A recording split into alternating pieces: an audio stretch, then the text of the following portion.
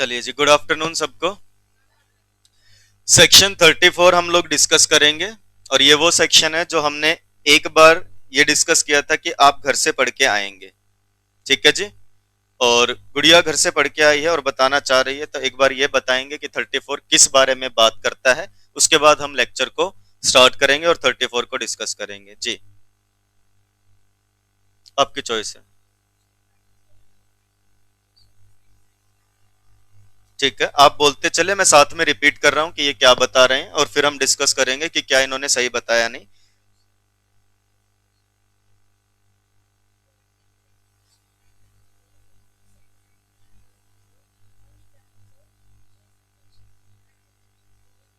Okay wait, इन्होंने ऐसा कहा है जी, सेक्शन 34 बात करता है सेट असाइड करवाने के लिए। एक पार्टी चाहे तो अप्लाई कर सकती है कोर्ट में कि हम क्या चाहते हैं, सेट असाइड करवाना चाहते हैं। किसको? अवार्ड को। ठीक है जी। एज पर सबसेक्शन 2 और सबसेक्शन 3 होता है। एप्लीकेशन सबसेक्शन 1 में लगाई जाती है। अलोंग विद सबसेक्शन ये बता रहे हैं जी। सेट असाइड का मतलब क्या है ये बताएंगे।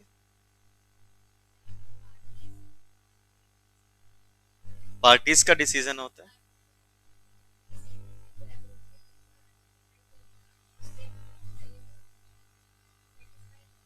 हाँ जी, सेट असाइड के। हाँ, सेट असाइड का मतलब हटा सकते हैं, कैंसिल करवा सकते हैं। ठीक है जी। आ रही है बात समझ में कि अगर एक पार्टी, भाई हमारा डिस्प्यूट था, शोभित जी ने जो अवार्ड सुनाया, ट्रिब्यूनल ने जो अवार्ड दिया, अगर एक पार्टी उससे खुश नहीं है, उसे लगता है कि ये डिसीजन नहीं आना चाहिए था या इसमें कुछ कमी है, ऐसा नहीं होना चाहिए। यादव ने पढ़ा था चैलेंज प्रोसीजर सेक्शन 13 में कि आप चैलेंज कर सकते हो और अगर ट्रिब्यूनल ना माने तो ट्रिब्यूनल क्या करती रहेगी जी, प्रोसीडिंग्स चलाएगी, अवार्ड आएगा, उसके बाद आप क्या करना, सेट असाइड। वहां भी जिक्र हुआ था। तो जैसा इन्होंने बताया कि 34 ये कहता है अगर एक पार्टी को लग रहा है उसे डिसीजन ओके नहीं लग रहा, तो वो कोर्ट में अप्लाई कर सकते हैं कि ट्रिब्यूनल ने ये जो अवार्ड दिया है जिसको क्या कर दो, सेट असाइड कर दो। सेट असाइड करने का मतलब इसे कैंसिल करवा दो, इसे परे कर दो, ये इसमें चेंज करवा दो। ठीक है जी। और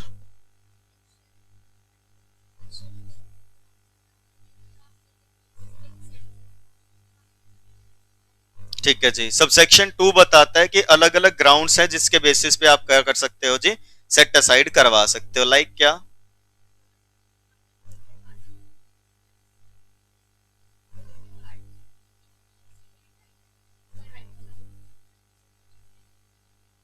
कि एक पार्टी इनकैपेबल है जी, मान लो फॉर एग्जांपल कि सर ये पार्टी तो माइनर थी, ये तो कॉन्ट्रैक्ट ही नहीं कर सकती थी, अनसाउंड माइंड है एक पार्टी, कोई भी ऐसी चीज। और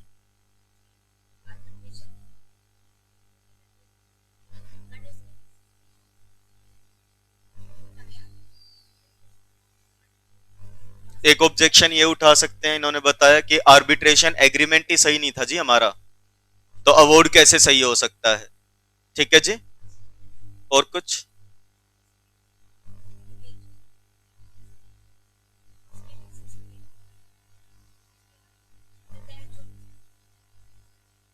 कि आर्बिट्रेशन में जिस डिस्प्यूट के ऊपर फैसला सुनाया गया है जी, उस पे तो आर्बिट्रेशन हो ही नहीं सकती थी, इस मुद्दे पे तो आर्बिट्रेशन होनी ही नहीं चाहिए थी। ठीक है जी, वेरी गुड, इतना काफी है एक बार के लिए। 34 बिल्कुल ऐसे ही बताता है, सब समझ पा रहे होंगे या जो बच्चे पढ़ के आए थे जिन्होंने अभी नहीं बताया। ठीक है जी, ऐसा ही कुछ पढ़ा था। ठीक है, गुड़िया के लिए क्लैपिंग, एक तो इन्होंने बताया। अगली बार आप नहीं कोई और बताएगा, अपने आप से हाथ उठाया करो कि हम बताना चाहते हैं। ठीक है जी।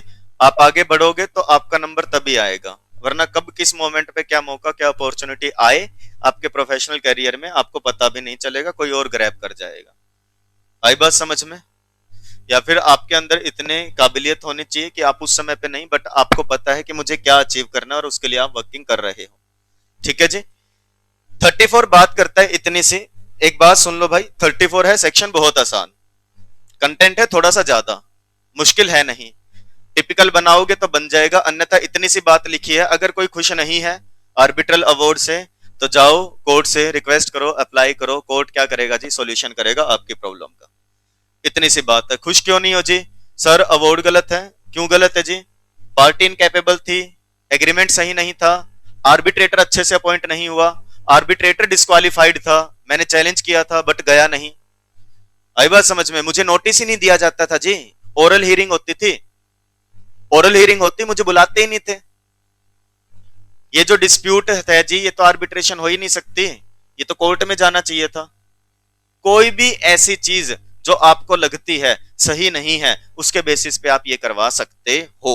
शुरुआत करेंगे section 34 subsection 1 provides that recourse to a court, court का रुख कर लीजिए, कोर्ट का रास्ता चल पड़े, अगेंस्ट एन आर्बिट्रल अवॉर्ड में बी मेड, किया जा सकता है। कैसे? सिर्फ एप्लीकेशन लगा करके सेट असाइड करवाने की, वो भी एज पर सबसेक्शन 2 एंड एज पर सबसेक्शन 3। सबसेक्शन 1 ने पावर दी है कि पार्टी सबसेक्शन 2 और 3 का कंप्लायंस करके कोर्ट का रुख कर सकती।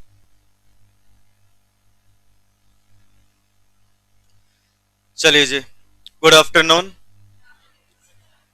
आज के लेक्चर की शुरुआत करेंगे जी, और आज की क्लास में हमें डिस्कस करना है सेक्शन 34, जो बात करता है किस बारे में? Set aside of arbitral award. ठीक है जी। हम लोगों ने देखो अभी तक जब चैप्टर शुरू किया था तो सबसे पहले हमने पढ़ा था कि आर्बिट्रेशन एग्रीमेंट होता है, जिसके बेसिस पे पार्टीज डिसाइड करते हैं कि वो अपना डिस्प्यूट सोल्व करेंगे किसके थ्रू? आर्बिट्रेटर के थ्रू। मैंने बताया था हम दोनों का डिस्प्यूट है, आर्बिट्रेटर हमने अपॉइंट किया, आर्बिट्रेटर एक प्रोसीजर फॉलो करता है, प्लेस डिसाइड करता है, लैंग्वेज डिसाइड करता है, रूल्स डिसाइड करता है, उसके बेसिस पे क्या होता है जी? Return statements like statement of claim, defence आती है, ओरल हियरिंग्स होती हैं, और सब कुछ कंप्लीट होने के बाद क्या होता है जी? आर्बिट्रेटर क्या करता है? अपना फैसला, अपना डिसीजन, जिसको हम किस नाम से जानते हैं? आर्बिट्रल अवॉर्ड के नाम से जानते हैं, वो क्या किया जाता है जी? इशू किया जाता है। ठीक है जी। सेक्शन 34 बताता है आर्बिट्रल अवॉर्ड को सेट असाइड करवाने के बारे में, यानी कि जो अवॉर्ड इशू किया गया है, आर्बिट्रेटर ने जो अवॉर्ड सुनाया, जो फैसला सुनाया, और एक पार्टी अगर उस अवॉर्ड से खुश नहीं है तो वो कोर्ट जा सकती है क्या करवाने के लिए? उस अवॉर्ड को सेट असाइड करवाने के लिए। सेक्शन 34 बात करता है किस बारे में? Application for setting aside arbitral award. मैंने घर से पढ़ने के लिए भी आपको कहा था और आप पढ़ के आए होंगे, आई होप सो। ठीक है जी, बोलो भाई, पढ़ा था आपने? ठीक है जी, जी बिल्कुल पढ़ा था, और एक गुड़िया ने अभी बताया भी था जो हमने अभी रिकॉर्ड नहीं किया कि 34 में क्या बातें हैं, जो उन्होंने प्रॉपर बताई थी कि 34 में हम क्या करते हैं जी?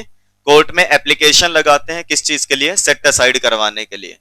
और अगर कोर्ट को लगता है जी हाँ जेन्युइन रीजंस है, तो उसके बेसिस पे क्या हो सकता है जी? सेट असाइड हो सकता है। कैसे है, क्या है, आइए देखते हैं। ठीक है जी। आप सबको पता है डिस्प्यूट किस किस का था जी? मेरा और इस गुड़िया का, जिसने अभी क्या किया था जी? 34 के बारे में बताया था। जिसने क्या कहा था जी? कि शोभित जी ने जो आर्बिट्रल अवॉर्ड सुनाया है, इससे मैं खुश नहीं हूं, इस वजह से मैं क्या करूंगी जी? ये गुड़िया ने क्या बोला? मैं जाऊंगी कहां? कोर्ट में, और अप्लाई करूंगी एज पर सबसेक्शन 1 कि मुझे क्या करना है जी? ये अवॉर्ड सेट असाइड करवाना है। सेक्शन 34 सबसेक्शन 1 यही कहता है, रिकॉर्स टू अ कोर्ट, कोर्ट का रुख कर लीजिए एक आर्बिट्रल अवॉर्ड के अगेंस्ट, सिर्फ और सिर्फ कब? इट इज, या ये कह लो it may be made only by an application for setting aside such award in accordance with subsection 2 and subsection 3। Section 34 class में याद करके पैक कर लेना। सेक्शन 34 सबसेक्शन 1 कहता है एक पार्टी कोर्ट में जा सकती है और सेट असाइड करवा सकती है। कैसे? एज पर सबसेक्शन 2 एंड सबसेक्शन 3। सबसेक्शन 2 क्या बताता है? ये बताता है किस किस बेसिस पे आप सेट असाइड करवा सकते हो, यानी कि it may B set aside by court only if, सिर्फ और सिर्फ कब? जब ये चीजें हो जाएं। ठीक है जी। क्या? कि the party making the application establishes on the basis of record of the arbitral tribunal that, यानी कि ये जो गुड़िया है यंशिका, ये अगर जा करके कोर्ट में ये बोले एप्लीकेशन लगा करके कि क्या हुआ है जी, यानी कि the party making the application, ये गुड्डी क्या बोले कि हमारी जो ये आर्बिट्रेशन हुई है इसमें क्या था?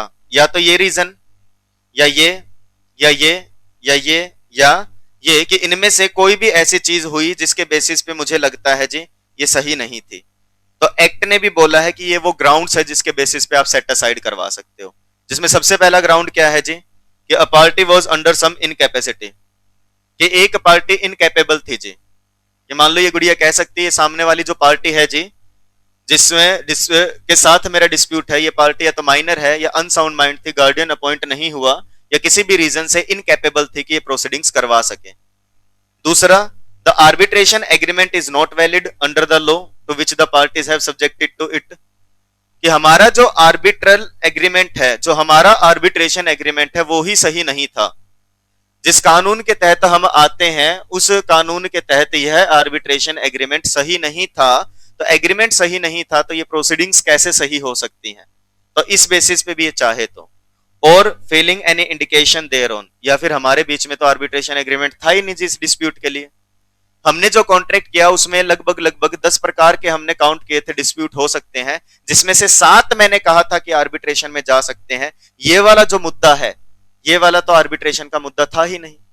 ऐसा कुछ कह सकती है, under the law for the time being in force. और या फिर क्या कह सकते हैं जी, कि the party making the application was not given proper notice of appointment of N arbitrator, कि जज साहब मुझे तो बताया ही नहीं गया कि इसको आर्बिट्रेटर अपॉइंट किया जा रहा है, मुझसे तो परमिशन ही नहीं ली, मुझे तो नोटिस ही नहीं दिया, या फिर मेरे पास प्रोसीडिंग्स का नोटिस नहीं आता था, या मेरे को कोई ना कोई ऐसी सिचुएशन थी जिसके कारण मैं अपनी बात तो रख ही नहीं पाई। मान लो ओरल हियरिंग हुई थी जी, मुझे बुलाया ही नहीं कभी ओरल हियरिंग में, या फिर एक्सपर्ट अपॉइंट किया गया था जी और मुझे एक्सपर्ट से क्वेश्चनिंग करनी थी, मुझे क्या नहीं किया गया, मौका दिया ही नहीं दिया, कि मुझे चांस ही नहीं दिया मैं एक्सपर्ट से सवाल कर पाऊं। ऐसा कोई रीजन है? और या फिर क्या कह सकती है गुड़िया, कि ये जो अवार्ड आया है ना जज साहब, हाँ जी, हाँ जी, अनसाउंड माइंड भी तो हो सकता है ना बेटा ऑप्शन। मैंने झूठा आधार कार्ड दे रखा था कि मैं मेजर हूं, बाद में पता चला मैं तो माइनर हूं। हाँ जी, तो माइनर के साथ किया गया वो कॉन्ट्रैक्ट भी वॉइड हो गया, तो डिस्प्यूट भी वॉइड, ये कॉन्ट्रैक्ट ही नहीं बचा जी, यहाँ पे तो एक पार्टी माइनर थी। इसीलिए तो बोल रहे हैं ना कि कुछ भी ऐसी चीजें जिसके कारण कोई भी हो सकता है, एक्ट को तो बताना पड़ेगा ना कि पार्टी इनकैपेबल है, वो तो एक ग्राउंड है कि लाइक मान लो माइनॉरिटी हो गया, अनसाउंड माइंड हो गया, या जैसा आपने कॉन्ट्रैक्ट एक्ट में पढ़ा था पर्सन डिस्क्वालिफाइड बाय लॉ। और भी तो रीजन हो सकता है कि हमें पता चला जी ये तो एम्बेसडर हैं बाय लॉ, ये तो कर ही नहीं सकते थे ये कॉन्ट्रैक्ट, तो कॉन्ट्रैक्ट नहीं हो सकता तो डिस्प्यूट नहीं, डिस्प्यूट नहीं तो अवॉर्ड नहीं। ठीक है जी, आराम से पूछा करो यार, ऐसे डराते नहीं है। अच्छा, आपकी आवाज वो कम्युनिकेट नहीं हो पाई, पंखे है ना बीच में इस वजह से। आर्बिट्रल अवार्ड डील करता है जी ऐसे डिस्प्यूट से जो क्या नहीं हो सकता, आर्बिट्रेशन में नहीं आ सकता। कि the arbitral awards deals with a dispute not contemplated by or not following within the terms of the submission to arbitration. कि जज साहब देखो, इन आर्बिट्रेटर ने जिस डिस्प्यूट पे डिसीजन तक सुना दिया, वो डिस्प्यूट तो आर्बिट्रेशन में जा ही नहीं सकता था। या फिर it contains decisions on matters beyond the scope of the submission to the arbitration. या फिर ठीक है डिस्प्यूट पे डिसीजन सुनाया, मुझे दिक्कत नहीं है, बट इन्होंने ना 10 पॉइंट पे डिसीजन सुनाया है और उनमें से 2 पॉइंट ऐसे हैं जो आर्बिट्रेटर डिसाइड नहीं कर सकता। लाइक मान लो कोई ऑफेंस था, भारतीय न्याय संहिता के तहत, बीएनएस के तहत कोई ऑफेंस भी था उसमें, कि इसके बेसिस पे तो सर आर्बिट्रेटर के पास पावर नहीं है। और मान लो वो 10 मुद्दे हैं, 8 अलग हो सकते हैं, 2 अलग हो सकते हैं, तो गुड़िया कह सकते हैं जी इन 2 के लिए क्या कर दो, सेट असाइड कर दो, 8 के लिए क्या कर लो, वैलिड रख लो, मुझे कोई दिक्कत नहीं है। अलग नहीं हो सकते तो पूरा अवार्ड सेट असाइड करवा लेगी। आगे यही लिखा है, provided that if the decisions on matters submitted to arbitration can be separated, अलग हो सकते हैं, इनसे अलग किए जा सकते हैं। कौन से? जो सबमिट नहीं होने थे वो ये वाले हैं जी, जो सबमिट हो सकते हैं वो ये वाले हैं। अलग हो सकते, जो सबमिट नहीं हो सकते थे उतना अवार्ड क्या कर दो जी, सेट असाइड कर दो। और या फिर क्या कह सकती है गुड़िया, कि जो कॉम्पोजिशन है जी ट्रिब्यूनल का, यानी कि ये जो 3 आर्बिट्रेटर आए हैं इनमें से तीसरा आर्बिट्रेटर सही अपॉइंट नहीं हुआ, या सोल आर्बिट्रेटर है जी वो डिस्क्वालिफाइड है, क्यों? क्योंकि उसका एक रिलेशन एग्जिस्ट करता है। मैंने कभी चैलेंज भी किया था बट इसने चैलेंज पे जवाब नहीं दिया था। या फिर जो प्रोसीजर फॉलो किया है जी वो एग्रीमेंट के अनुसार नहीं किया। हमने एग्रीमेंट में लिखा था ओरल हियरिंग नहीं होंगी, इन्होंने ओरल हियरिंग कैसे करवा दी। हमने एग्रीमेंट में लिखा था कि रीजंस देने हैं, इन्होंने अवार्ड में रीजंस नहीं दे रखे जी, इस वजह से सेट असाइड करवाना है। कोई भी कमी पेशी रह गई है उस बेसिस पे। unless such agreement was in conflict with provisions of this part from which the parties cannot derogate। मतलब कि गुड़िया कह सकती है कि जज साहब वो प्रोसीजर फॉलो नहीं हुआ जो हमने एग्रीमेंट में लिखा था, और वो बात सही मानी जाएगी। अनलेस कब नहीं मानी जाएगी कि आपका एग्रीमेंट इस पार्ट से, यानी कि जो आर्बिट्रेशन एंड कंसिलिएशन एक्ट का पार्ट 1 है जिसमें आर्बिट्रेशन के बारे में सब कुछ लिखा है, उससे अलग चल रहा है। आपका एग्रीमेंट ऐसा है जो अलग चल रहा है। किससे अलग चल रहा है जी? आर्बिट्रेशन एक्ट के खिलाफ है। देखो फिर तो वो जेन्युइन नहीं है ना। आप कह रहे हो जी एग्रीमेंट में जो प्रोसीजर लिखा था वो फॉलो नहीं किया, सामने वाली पार्टी कह रही है, आर्बिट्रेटर कह रहा है जी इसलिए फॉलो नहीं किया था क्योंकि ये तो एक्ट के विरुद्ध है, तो बात नहीं सुनी जाएगी। और failing such agreement was not in accordance with this part, या फिर इसके प्रोविजंस के अनुसार नहीं है, या आपका एग्रीमेंट आर्बिट्रेशन एक्ट के अनुसार ही नहीं है, फिर नहीं सुनेंगे। अन्यथा ये ऑब्जेक्शन उठा सकती है कि क्या है जी, वो प्रोसीजर फॉलो नहीं किया जो हमने किस में लिखा था, आर्बिट्रेशन एग्रीमेंट में लिखा था। तो ये बात भी जेन्युइन हो सकती है। इस बेसिस पे भी क्या किया जा सकता है, ऑब्जेक्शन उठाया जा सकता है। इतनी बात समझ में आई? ये देखो फिर से सुन लो। सबसेक्शन 1 कहता है पार्टी कोर्ट में जा सकती है, सबसेक्शन 2 ने रीजंस बताए हैं, और 2 के अंदर क्लोज ए बता रहा है कि पार्टी को लग सकता है तो सेट असाइड हो सकता है, और क्लोज भी बात कर रहा है क्या, कि कोर्ट भी सेट असाइड कर सकता है। कब? जब कोर्ट को यह लगे कि the subject matter of dispute is not capable of settlement by arbitration under law for the time being in force, कि ये जो आर्बिट्रेटर ने फैसला सुनाया है जिस डिस्प्यूट के रिगार्डिंग, ये डिस्प्यूट तो हमारे पास आना चाहिए था कोर्ट में, ये तो जाना ही नहीं चाहिए था आर्बिट्रेशन में। और या फिर कोर्ट को क्या लग जाए जी कि the arbitral award is in conflict with the public policy of India, कि पब्लिक पॉलिसी दैट इज जो हमारी, इसको आगे वैसे एक्सप्लेन किया गया है, इसमें ऐसा समझ सकते हो कि अवॉर्ड फ्रॉड से, करप्शन से, यानी कि जेन्युइन तरीके से नहीं आया है। कोर्ट को अगर ऐसा लगे तो कोर्ट क्या कर सकता है जी, सेट असाइड कर सकता है। आपको इतना ही लिखना है एग्जाम में। एक्सप्लेनेशन में समझाया है कि एक बच्चा कभी पूछ ले, लिखा ना for the avoidance of any doubt, हम आपको बता देते हैं कि पब्लिक पॉलिसी के अगेंस्ट कब कब माना जाता है। चाहो तो याद कर सकते हो, बट यहां पे एक्सप्लेन किया गया लाइक कि आपने अवार्ड लिया है जी फ्रॉड करके, करप्शन से, पैसे खिला करके, लाइक सेक्शन 75 या 81, जो आपको नहीं पढ़ना, याद करना है सिर्फ। या फिर आपने अवार्ड लिया है जी it is in contravention with fundamental policy of Indian law, means कि लॉ के अनुसार सही नहीं है वो अवार्ड, मान लो। या फिर अवार्ड बनाया गया है जिसको देख के ही पता लग रहा है कि यहाँ पे जस्टिस, न्याय तो हो ही नहीं रहा, अवार्ड को कुछ भी किसी भी तरीके से ड्राफ्ट कर दिया गया, ऐसा लग रहा है। तो ये एक्सप्लेनेशन देके समझा रहे हैं। एक एक्सप्लेनेशन और दी है कि आपको और भी डाउट अवॉइड कर देते हैं, हम आपको हटा देते हैं। आपको अगर ये लग रहा है, आपको चेक करना है कि पब्लिक पॉलिसी के अगेंस्ट है या नहीं है, तो इसका ये मतलब नहीं कि सिर्फ वहां पे, केस टू केस डिपेंड करता है। लिखा है ना, the test as to whether there is a contravention with the fundamental policy of India law shall not entail a review on the merits of the dispute. देखा जाएगा कि dispute किस तरीके का था, उसके बेसिस पे भी जज करेंगे क्या ये अवार्ड फंडामेंटल पॉलिसी के विरुद्ध है या नहीं है। मतलब भारतीय न्याय, जो न्यायपालिका है, जो कोर्ट जिस तरीके के डिसीजन देते हैं, जो हमारा पूरा जुडिशरी सिस्टम जिस बेसिस पे टिका है, उसके अनुसार ऐसा लग रहा है कि ये अवार्ड सही नहीं आया है। ऐसा लग रहा है कोर्ट को, करप्शन से हो, ठीक है जी, पैसा खिलाया गया है, फ्रॉड से लिया गया अवार्ड, कुछ भी ऐसा लगे तो कोर्ट अपने आप से भी क्या कर सकता है जी, सेट असाइड कर सकता है। ये क्लोज बी ने बताया है। सबसेक्शन 1 कहता है पार्टी में अप्लाई टू कोर्ट, सबसेक्शन 2 बताता है कि पार्टी ये ऑब्जेक्शन उठा सकती है और कोर्ट भी अपने आप से कर सकता है।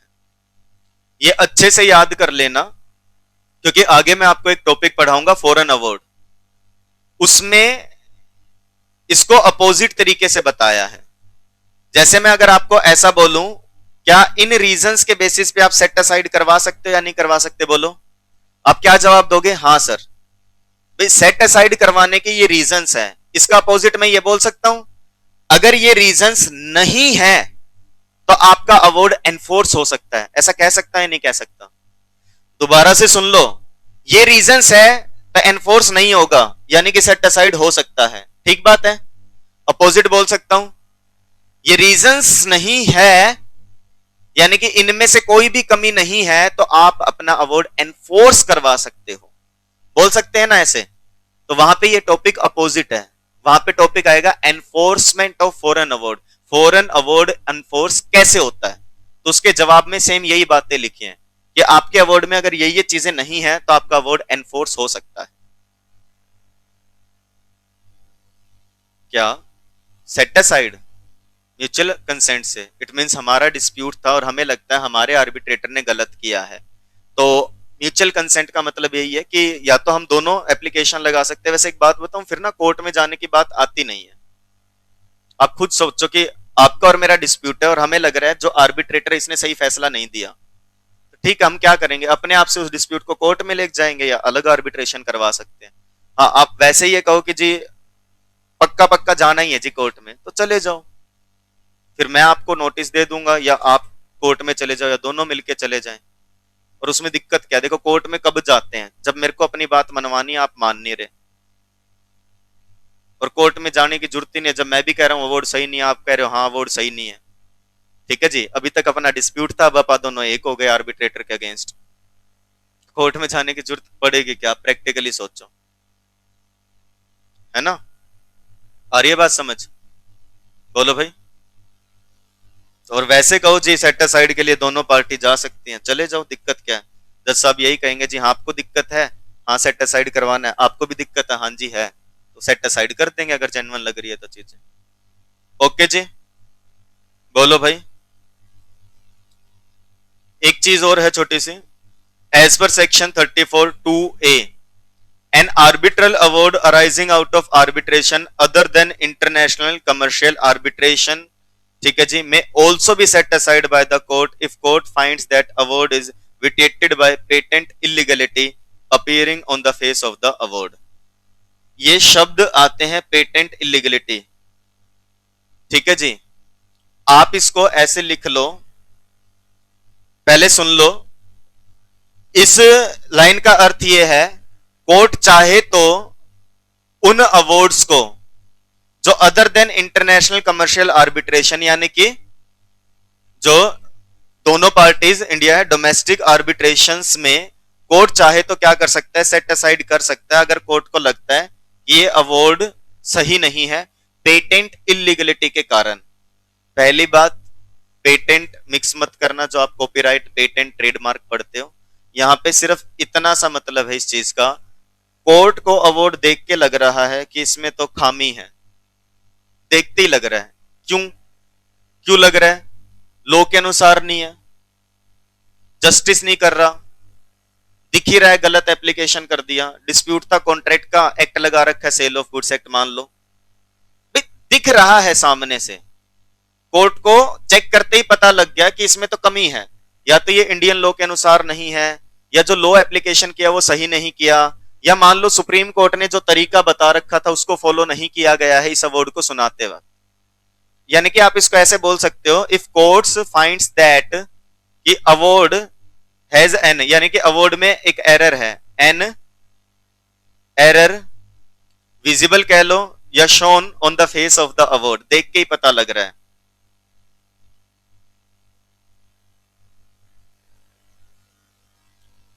एपेरेंट, एपेरेंट वर्ड पढ़े, देखते ही पता लगता है।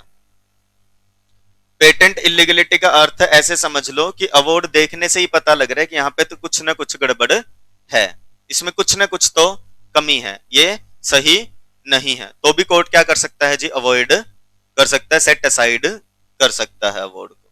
आई बात समझ, बोलो भाई। एक आर्बिट्रल अवार्ड को other than international commercial arbitration set aside किया जा सकता है कोर्ट के द्वारा अगर कोर्ट को लगता है कि अवार्ड तो patent illegality, it means any error which is visible on the face of the award, या अपरेंट है, देखते ही पता लग रहा है। ओके जी, बोलो भाई। हाँ, प्रोवाइडेड दैट, एक अवार्ड को सेट असाइड नहीं किया जाएगा सिर्फ इस ग्राउंड पे कि देखो जी थोड़ी मोटी लॉ की गलती रहेगी या मुझे नया एविडेंस मिल गया है, इस वजह से आप सेट असाइड नहीं करवा सकते। अगर कोई माइनर सी लीगल मिस्टेक रह गई है कि गलत तरीके से थोड़ा सा एप्लीकेशन हो गया या कोई नया सबूत मिल गया, उस बेसिस पे आप क्या नहीं कर सकते जी, सेट असाइड नहीं करवा सकते। एग्जाम पॉइंट ऑफ व्यू से अगर आपको पेपर में आंसर लिखना है तो कितना लिखना है समझ लो भाई, आपको ये पता होना चाहिए, यहां से लेकर के यहां से शुरू करेंगे यहां तक, ठीक है जी। एक्सप्लेनेशन आप स्किप कर सकते हो, एक्सप्लेनेशन 1 और 2। पेटेंट इलीगलिटी वाला पॉइंट भी आप छोड़ सकते हो डायरेक्ट, उसके बाद ये पक्का पता हो। 34 सबसेक्शन 3 क्या कहता है जी? सेक्शन 34 सबसेक्शन 3 कहता है an application for setting aside may not be made after 3 months have elapsed from the date on which the party making that application has received the arbitral award. इसका मतलब क्या है कि शोभित जी हैं, इन्होंने अवार्ड सुनाया तो दोनों पार्टीज को कॉपी मिली होगी, मुझे भी मिली है, इस गुड़िया को भी मिली है। आई बात समझ में? और 3 महीने जा चुके हैं, 3 months क्या हो चुके हैं जी? एक्सपायर हो चुके हैं। तो अब क्या नहीं कर सकती है गुड्डी? सेट असाइड की एप्लीकेशन नहीं लगा सकती है। आई बात समझ में? हेलो,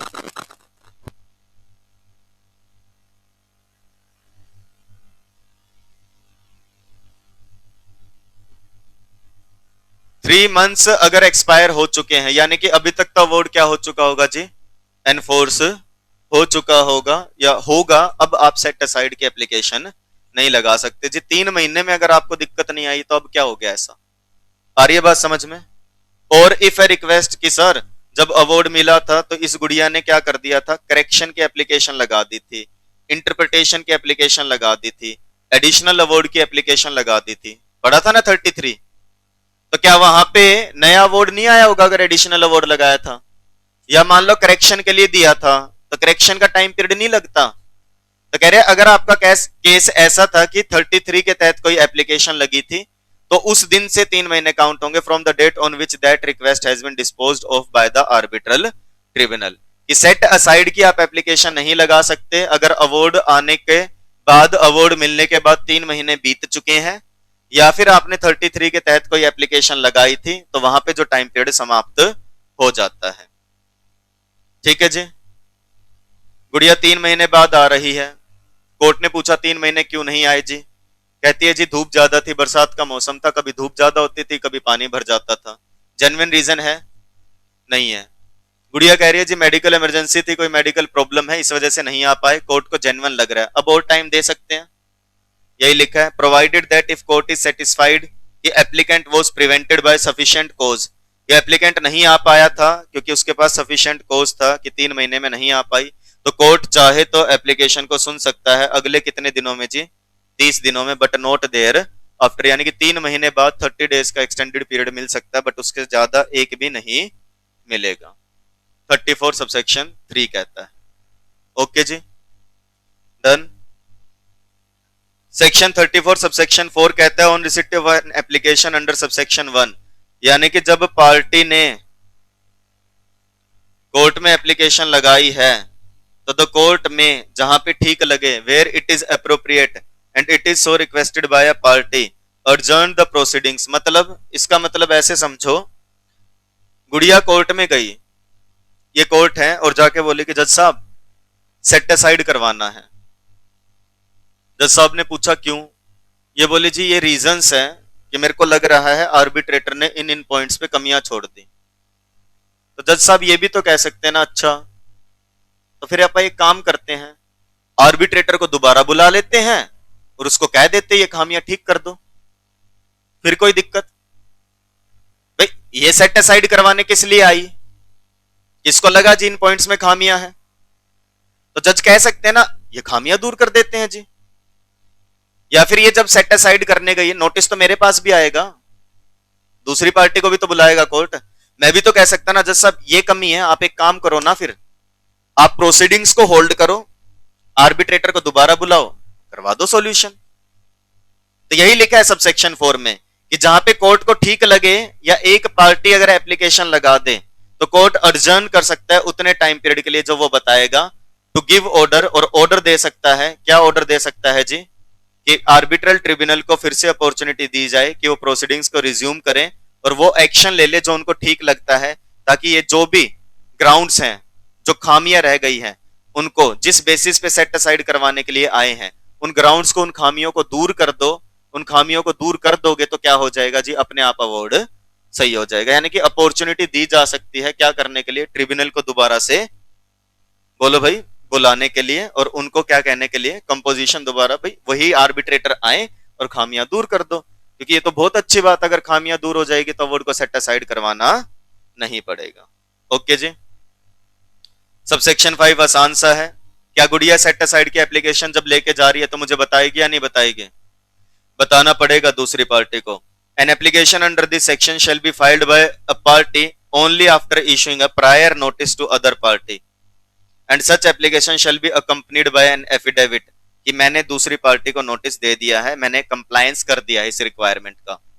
सबसेक्शन 5 कहता है कि ये पार्टी अगर सेट असाइड करवाने के लिए जाए तो दूसरी पार्टी को बता करके जाए, और इसने ऐसा किया है, इस चीज का एफिडेविट खुद लगाएगी एप्लीकेशन के साथ कि हाँ मैंने दूसरी पार्टी को इन्फॉर्म कर दिया है, ताकि कल को अगर पता लगे ये झूठ बोल रही है तो इसने गलत एफिडेविट जमा करवाया था, इस चीज का केस लगेगा इसके ऊपर।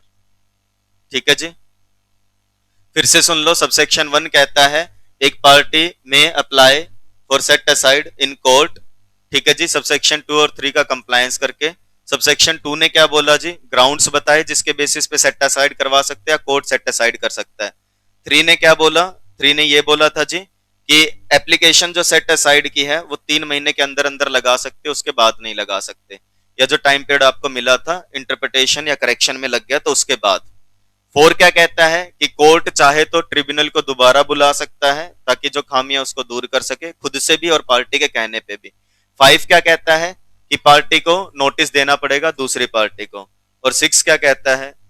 सेट असाइड के लिए कोर्ट में गए, कोर्ट ने भी 3 साल लगा दिए सेट असाइड करने में, अच्छा लगेगा क्या? तो इसीलिए लिखा है सबसेक्शन 6 क्या कहता है? An application under this section shall be disposed of expeditiously and in any event, कोशिश करना 1 साल के अंदर अंदर, जिस दिन दूसरी पार्टी को नोटिस गया था वहां से 1 साल के अंदर अंदर क्या कर दिया जाए जी?